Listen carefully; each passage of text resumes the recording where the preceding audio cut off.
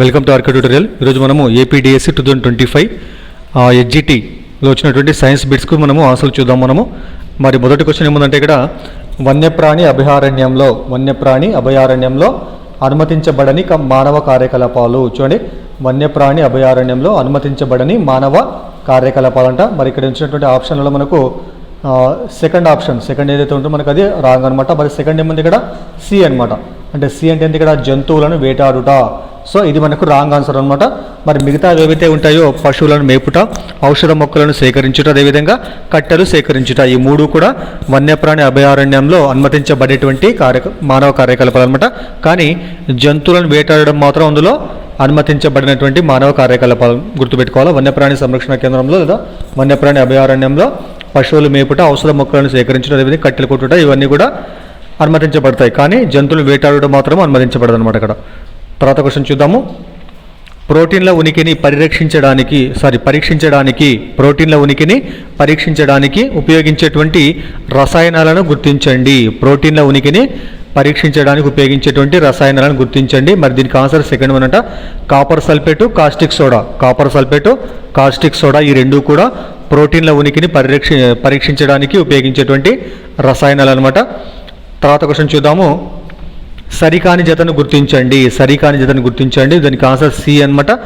కొవ్వుల జీర్ణక్రియ ప్రారంభము ఆహార వాహిక అనేది. ఇక్కడ క్రొవ్వుల జీర్ణక్రియ ప్రారంభము ఆహార వాహిక అంట. ఇది రాంగ్ అవుతుంది అనమాట. మరి మిగతావి సరైనటువంటివి. ఫస్ట్, సెకండ్, ఫోర్త్ ఈ మూడు కూడా సరైనవి చూద్దాం అవసరం మనము. పిండి పదార్థాల జీర్ణక్రియ ప్రారంభము నోటిలో, పిండి పదార్థాల జీవక్రియ ప్రారంభము నోరు, ఇది సరైనటువంటిది. అదేవిధంగా సెకండ్ ఏముంది, మాంసకృతుల జీర్ణక్రియ ప్రారంభము జీర్ణాశయము. సో ఫోర్త్, జీర్ణక్రియ పూర్తి కావడము చిన్న ప్రేగు, ఈ మూడు కూడా సరైనటువంటివి. కానీ థర్డ్ వన్ ఆప్షన్ ఏదైతే ఉంటుందో ఇది మనకు రాంగ్ ఆప్షన్ అనమాట, సరికాని జత అనమాట అది. తర్వాత క్వశ్చన్ చూద్దాము. జతపరచండి. ఇక్కడ మరి ఇక్కడ రెండు భాగాలు ఉన్నాయి. మరి దీనికి ఆన్సర్ ఏమంటే చూద్దాం మనము. థర్డ్ వన్ అనమాట. థర్డ్ ఏముంది ఇక్కడ. సో 3, 4, 2, 1 అంట. మరి చూడండి, ఫస్ట్ ఏమిచ్చిన ఇక్కడ ఏ నిమాటీ హెల్మింతిస్ ఏమో మిథ్యా శరీర కుహరం కలిగి ఉంటుంది. మిథ్యా శరీర కుహరం కలిగి ఉంది. అదేవిధంగా అనెలిడేమో సంవృత రక్త ప్రసరణ కలిగి ఉంటుంది. అదేవిధంగా సి ఏముంది ఇక్కడ ఆర్థ్రోపోడా ఇదేమో వివృత రక్త ప్రసరణ. నెక్స్ట్ నిడేరియా ఏమో జఠర ప్రసరణ కుహరాన్ని కలిగి ఉంటుంది. అనమాట. సో దీనికి ఆన్సర్ థర్డ్ వన్ కాబట్టి సో 3, 4, 2, 1 ఆన్సర్ కావడం జరిగిందనమాట. తర్వాత క్వశ్చన్ చూద్దాము. అపవాహినాడులకు సంబంధించి సరైన వాక్యం గుర్తించండి. మరి దీనికి ఆన్సర్ ఫస్ట్దే, మెదడు నుండి సమాచారాన్ని శరీర భాగాలకు తీసుకువెళ్తాయి. అపవాహినాడులకు సంబంధించి సరైన వాక్యం గుర్తించండి. మరి దీనికి ఫస్ట్ ఆప్షన్ కాబట్టి మెదడు నుండి సమాచారాన్ని శరీర భాగాలకు తీసుకువెళ్తాయి. అపవాహినాడులు మెదడు నుండి సమాచారాన్ని శరీర భాగాలకు తీసుకుని వెళ్తాయి అన్నమాట. తర్వాత క్వశ్చన్ చూద్దాము. టీకాలకు సంబంధించి సరికాని వాక్యాన్ని గుర్తించండి. మరి దీనికి ఆన్సర్ థర్డ్ వన్, టీకాలు రసాయనాలతో తయారగును. ఇది సరికాని వాక్యం అనమాట. టీకాలు రసాయనాలతో తయారవుతాయంటే ఇది రాంగ్ ఆన్సర్ అనమాట. మరి ఇక్కడ టీకాలకు సంబంధించినటువంటి సరైన అంశాలు ఇక్కడ ఏమనంటే ఫస్ట్ వన్ సరైనది, సెకండ్ సరైనది, అదేవిధంగా ఫోర్త్ సరైనది. కాబట్టి ఒకసారి చూద్దాం మనము. టీకాలకు ప్రతిస్పందనగా మన శరీరము ప్రతిరక్షకాలను ఉత్పత్తి చేస్తుంది. సరైనటువంటిది. అదేవిధంగా సెకండ్ ఏమైనా ఇక్కడ చనిపోయిన లేదా బలహీనమైనటువంటి సూక్ష్మజీవులను ఎక్కిస్తారంటే టీకాలలో. అదేవిధంగా ఫోర్త్ కూడా సరైనటువంటిది. అదేవిధంగా ఫోర్త్ ఏముందంటే టీకాలు మన శరీరాన్ని వ్యాధికారక సూక్ష్మజీవుల నుండి రక్షిస్తాయి. ఈ 1వ, 2వ, 4వది సరైనటువంటి అంశాలు. మరి థర్డ్ మనకు సరికాని అంశం అన్నమాట. తర్వాత క్వశ్చన్ చూద్దాము. సాంప్రదాయ నీటి పారుదల పద్ధతుల సరైన జతను గుర్తించండి. మరి దీనికి ఆన్సర్ ఫోర్త్ వన్ ఇక్కడ గిలకబావి గొలుసు పంపు. ఇది సాంప్రదాయ నీటిపారుదల పద్ధతుల సరైనటువంటి జత అనమాట అది. తర్వాత క్వశ్చన్ చూద్దాము. మినమట వ్యాధికి కారణమైనటువంటి రసాయనము. కారణమైనటువంటి రసాయనము. దీనికి ఆన్సర్ ఏమంటే first one methyl mercury. Methyl mercury Minamata వ్యాధికి కారణమైనటువంటి రసాయనం అన్నమాట, మినమిట వ్యాధికి. తర్వాత క్వశ్చన్ చూద్దాము. గాలి ద్వారా వ్యాప్తి చెందే విత్తనము యొక్క లక్షణము కానిది. గాలి ద్వారా వ్యాప్తి చెందేటువంటి విత్తనం యొక్క లక్షణము కానిది. దీనికి ఫస్ట్ ఆప్షన్ అనమాట స్పాంజీ మరియు పీచుగల విత్తనాలు. స్పాంజీ మరియు పీచుగల విత్తనాలు గాలి ద్వారా వ్యాప్తి చెందేటువంటి విత్తనం యొక్క లక్షణం కావద్దనమాట ఇది. మరి మిగతా ఏవైతే ఉన్నాయో రెక్కలు గల విత్తనాలు తేలికగా ఉండడం, అదేవిధంగా కేశాలు గల విత్తనాలు. రెక్కలు గల విత్తనాలు తేలికగా ఉండేటువంటివి, అదేవిధంగా కేశాలు గల విత్తనాలు, ఈ మూడు కూడా గాలి ద్వారా వ్యాప్తి చెందేటువంటి విత్తనాలకు లక్షణాలు అనమాట. కానీ ఫస్ట్ది మాత్రము కాదనమాట, ఫస్ట్ది రాంగ్ అవుతుంది ఇక్కడ. తర్వాత క్వశ్చన్ చూద్దాము. పరావర్తన తలము మరియు పతన కిరణాల మధ్య కోణం 30 డిగ్రీలు అయితే పరావర్తన కోణం విలువ, పరావర్తన తలము మరియు పతన కిరణాల మధ్య కోణము 30 డిగ్రీలు అయితే అప్పుడు పరావర్తన కోణం విలువ ఎంత అంటే ఇక్కడ దీనికి ఆన్సర్ ఏమవుతుందంటే థర్డ్ వన్ 60 డిగ్రీలు. 60 డిగ్రీలు. చూడండి ఇక్కడ పరావర్తన తలము మరియు పతన కిరణాల మధ్య కోణం 30 డిగ్రీలు అయినప్పుడు పరావర్తన కోణం విలువ ఎంతంటే ఇక్కడ 60 డిగ్రీలకు సమానం కావడం జరుగుతుంది. తర్వాత క్వశ్చన్ చూద్దాము.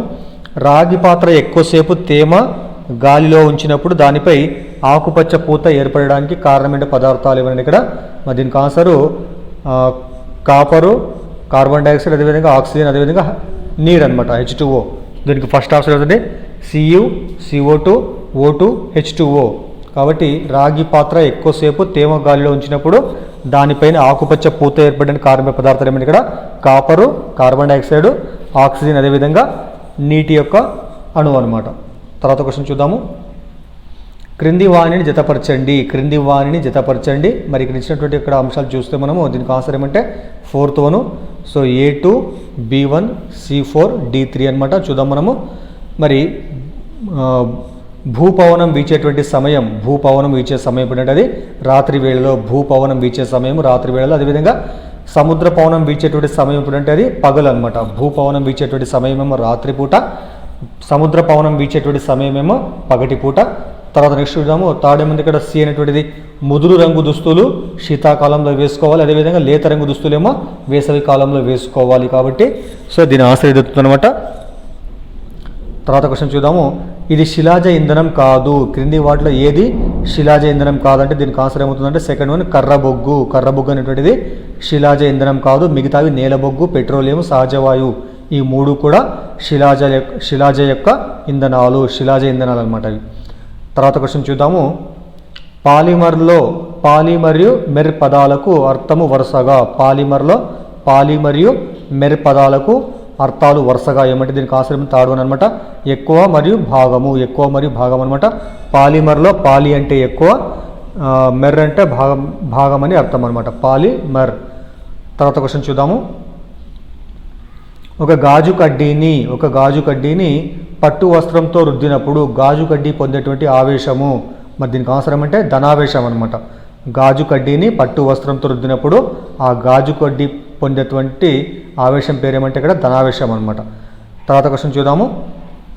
నూతన రవాణా పద్ధతుల అభివృద్ధికి దారి తీసినటువంటి ఆవిష్కరణ. మరి దీనికి ఆన్సర్ చూడండి ఇక్కడ థర్డ్ వన్ ఆవిరి యంత్రము. ఆవిరి యంత్రం అనేటువంటిది నూతన రవాణా పద్ధతుల అభివృద్ధికి దారి తీసినటువంటి ఆవిష్కరణ అవుతుంది. తర్వాత క్వశ్చన్ చూద్దాము. లోహాలను వేడి చేస్తే వ్యాకోచిస్తాయి అనేటువంటిది ఒక ఏంటంటే ఇక్కడ అది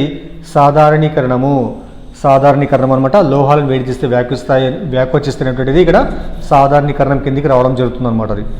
తర్వాత క్వశ్చన్ చూద్దాము. వార్షిక ప్రణాళిక తయారు చేసేటప్పుడు పరిగణలోకి తీసుకోవలసినటువంటి అంశాలలో లేనిది.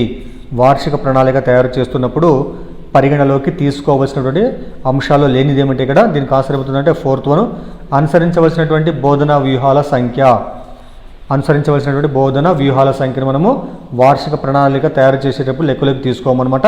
మరి అదేవిధంగా వార్షిక ప్రణాళిక తయారు చేసేటప్పుడు మనం పరిగణలోకి తీసుకునేటువంటి అంశాలు ఇక్కడ ఏమనంటే సో ఫస్ట్ సెకండ్ థర్డ్ అనమాట. మొత్తం పీరియడ్ల సంఖ్య, పాఠశాల పనిచేసేటువంటి రోజుల సంఖ్య, అదేవిధంగా పరీక్షలు నిర్వహించేటువంటి రోజుల సంఖ్య, ఈ మూడు కూడా వార్షిక ప్రణాళిక తయారు చేస్తున్నప్పుడు మనం పరిగణలోకి తీసుకోవాల్సినటువంటి అంశాలు అవుతాయి అన్నమాట. తర్వాత క్వశ్చన్ చూద్దాము. నెక్స్ట్ క్వశ్చన్ సాధారణ విద్యుత్ వలయాలు అనేటువంటి పాఠ్యాంశము ఈ వృత్తానికి చెందుతుంది. సాధారణ విద్యుత్ వలయాలు అనేటువంటిది పాఠ్యాంశము ఏ ఇతివృత్తానికి చెందుతుందంటే దీనికి ఆన్సర్ ఏమంటే ఫస్ట్ వన్ వస్తువులు ఎలా పనిచేస్తాయి అనేటువంటి దానికి చెందుతుందన్నమాట. ఇది సాధారణ విద్యుత్ వలయాలనేటువంటి పాఠ్యాంశము వస్తువులు ఎలా పనిచేస్తున్నటువంటి ఇతివృత్తానికి చెందుతుందన్నమాట. తర్వాత క్వశ్చన్ చూద్దాము. ఒక విద్యార్థి పర్యావరణ కాలుష్యంపై నినాదాలు రాశాడు. ఒక విద్యార్థి పర్యావరణ కాలుష్యంపై నినాదాలు రాశాడు. అతడు సాధించినటువంటి విద్యా ప్రమాణము దీనికి ఆన్సర్ ఏమంటే ప్రశంస దీనికి ఆన్సర్ అవుతుందన్నమాట. ఒక విద్యార్థి పర్యావరణ కాలుష్యంపై నినాదాలు రాశాడంటే అతడు అక్కడ విద్యార్థి సాధించిన విద్యా ప్రమాణం ఇక్కడ ఏమంటే ప్రశంస. నెక్స్ట్ క్వశ్చన్ చూద్దాము. బోధనా అభ్యసనలో అన్వేషణ పద్ధతిని ప్రవేశపెట్టినటువంటి వారు ఎవరు? బోధనా అభ్యసనలో అన్వేషణ పద్ధతిని ప్రవేశపెట్టినటువంటి వారు ఎవరంటే దీనికి ఆన్సర్ ఏమవుతుంది ఇక్కడ ఆమ్స్ట్రాంగ్, తర్వాత వెస్ట్ వే. థర్డ్ వన్ ఆన్సర్ ఇక్కడ ఆమ్స్ట్రాంగ్, అదేవిధంగా వెస్ట్ వే అనేటువంటి వారు బోధనా అభ్యసనలో అన్వేషణ పద్ధతిని ప్రవేశపెట్టినటువంటి వారు అనమాట. తర్వాత క్వశ్చన్ చూద్దాము.